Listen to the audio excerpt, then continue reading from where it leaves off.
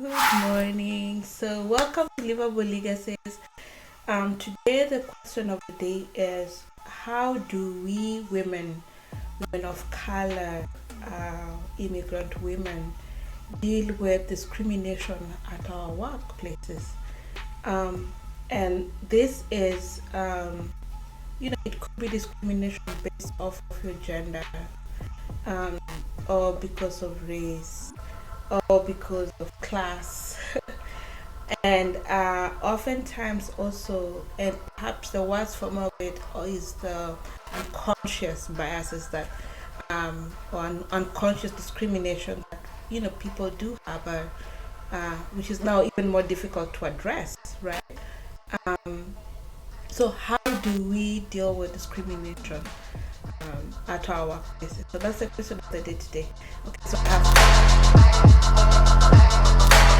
Welcome to Livable Legacies.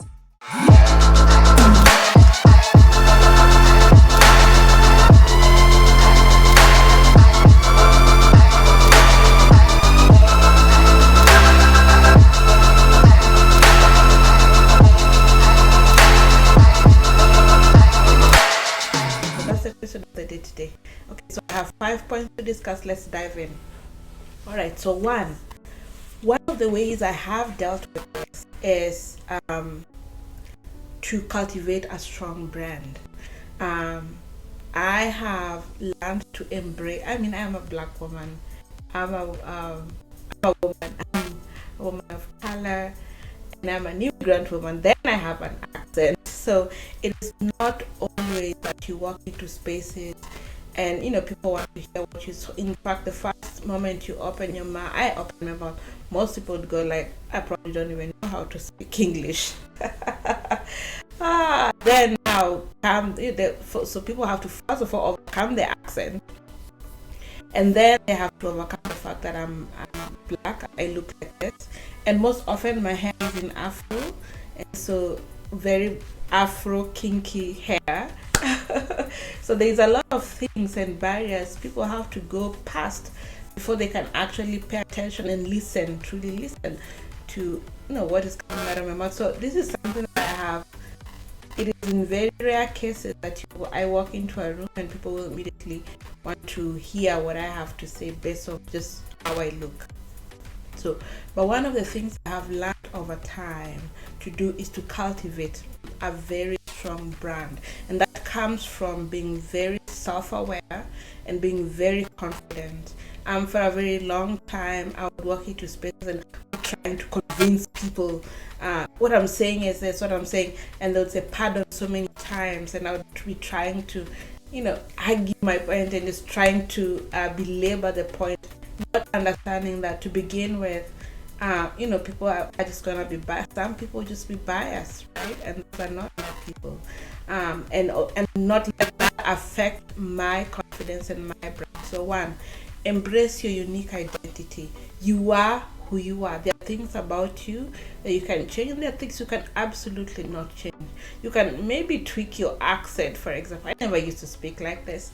I have worked on my accent for over some time, and true, I don't get to hear pardon anymore as much as I used to. Not anymore, but as much as I used to before. But so I code switch a lot. So sometimes I just speak like this, and then sometimes in different settings I'll speak with a very thick accent. Just depending on what environment I am in. So, but embrace your identity. Women, embrace your identity, your background, your experiences, your perspective. All of those things have built to you to be the person you are. So embrace it, build that brand up, and make it unique. It's uniquely you. And the other piece I would say is to reflect on who you are and just to own yourself. Part of owning yourself is self-acceptance, or self embracing yourself and loving yourself for who you are. Okay, so that's, and it builds your confidence, it builds your self-esteem. I no longer walk, and maybe it's because part of it is because I have achieved all of the things I have achieved, because all of that goes into building one's brand as well. I never feel the need to convince anyone to listen. Not anymore.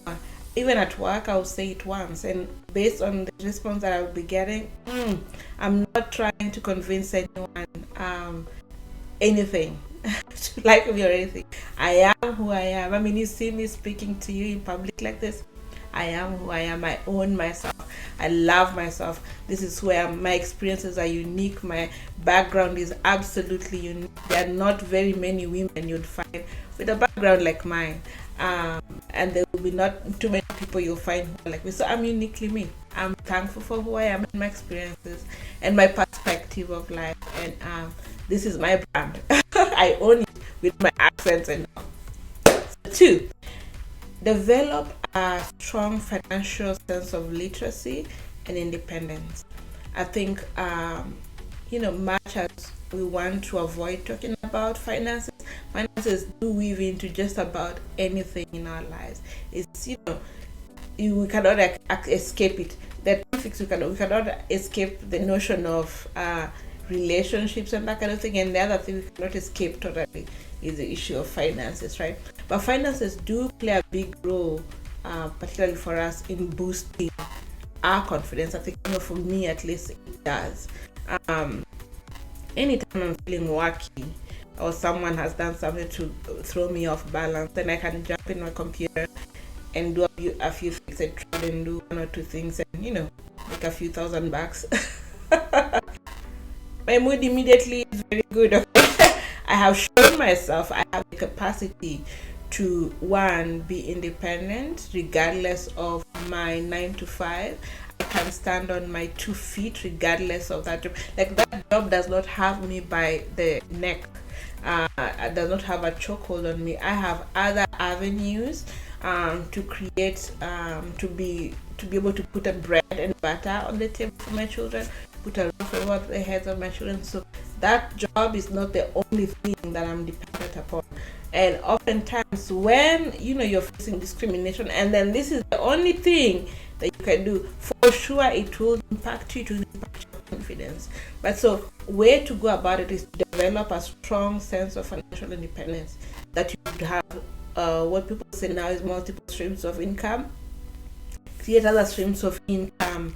Make that employment a very secondary thing to your life. Like, it's not the thing. It could be other things going on around you that could provide you with that income, so that it makes that discrimination be dust on your shoulder. You know what I mean? It's like it does not even it does not scratch into the surface of your core, right? Okay, so that's the second thing. Third thing is seek mentorship, build your own community. If it is that work is the only place that you have for socialization, if that work where you're being discriminated against is your everything, is where you have your friends, is where you have your people, is where you have your people, then it becomes a very sore spot. It begins to affect everything else around you, right? But seek mentorship. Believe me, you're not the first one, and you're not the last one. There are moments I sought mentorship, and in different forms, in different stages. I sought mentorship with regards to raising my children and being a mother. I sought mentorship in terms of building a career, and some of that mentorships did not necessarily put me on the right path, but they showed me what I do not want. And in showing me what I did not want, it inevitably showed me what direction I do want, for example. And a lot of those relationships do morph over time. Maybe some degree of mentorship that you needed 3 years ago is not the mentorship you need 5 years from now, right? So those who have been there and done that, and have experienced similar circumstances that you are experiencing, would be in a better position, and you can learn a thing or two from them. That's one. And build your community. There are people who are like you, like-minded people like you, who provide you with validation about how you feel and give you support system and be you like your support system. For example, I have friends who when I would get from work, I would go and would talk about it. Oh, this happened today, and oh, this is how I feel today, and would vent, and they would validate. I'm like not dreaming. I'm not dreaming. I'm not making this up. This can actually happen. And when I was in grad school, I had a different set of friends who would help with that support network and support system in my community. And some of them would point out to me, Rose, someone should not be doing this, or what this person means is this, and they would sometimes come to my defense. Even when because I was so naive, I just came from Africa, from Kenya, that I was so naive, it did not occur to me that what this person is implying is, actually based off of some bias, and it's discriminatory. I wouldn't know that because I was so naive and so innocent, right? And so it's fine people come to my community will come to my defense and fight that battle for me, even when I didn't know. I didn't know to take offense because of that. Okay. And so I think it's important to have a community that would be able to support you and to validate your emotions. And when you feel validated, half the battle is won. You're not dreaming, you're not making this up. It's it's what is happening is real, and then you find a path forward, because some of the issues is sometimes when experiencing this in some of these discriminatory experiences in isolation, then you're second guessing yourself, because these people look perfectly normal. How can they be biased? And some of those, the worst form of it is when people are biased and they are unconscious of it. So it cannot even be addressed, right? You cannot say, okay, I think this was discriminatory, I think you're being biased, that kind of thing. You cannot address it because they are unconscious of it, okay? But you who is experiencing it, it's like you have double consciousness. You're seeing it as the person experiencing the bias, and you're also looking at it from the perspective of the person who is being biased and is probably not even aware of it. So build your community, build your people, have your go-to people who have similar experiences as you. And I know some of these communities do have drama, and put the drama away, and don't focus on the drama, focus on the resource itself that you're going to get out of this. So that's 3. 4, and I'll say this with a lot of: prioritize your mental health and your emotional well-being. Prioritize your mental. These things over time, particularly discrimination and these people being biased, can take a toll on your mental health over time. Okay, seek therapy if you can.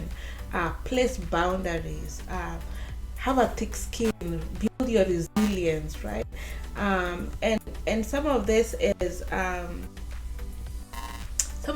very personal, right? So find a way to be able to build that border or boundary around you, beyond which people cannot get to, and seek therapy and seek resources, particularly in safeguarding your mental, because your mental health is everything. Your mindset is everything. If someone is messing with your mindset, they're messing with the whole of who you are, because that is the core of it, right? That's the core of it. And so that's one. But beyond mental health is the mindset. Embrace a growth mindset. Realize that this role or job that you have, you're probably not going to have it 5 years from now. You're probably going to have grown into a better role, and that those things that are happening at your workplace are just they're setbacks, yes, but they're just stepping stones, right? They're just like points for you to elevate yourself. Learn from whatever they are. Use them as a badge of.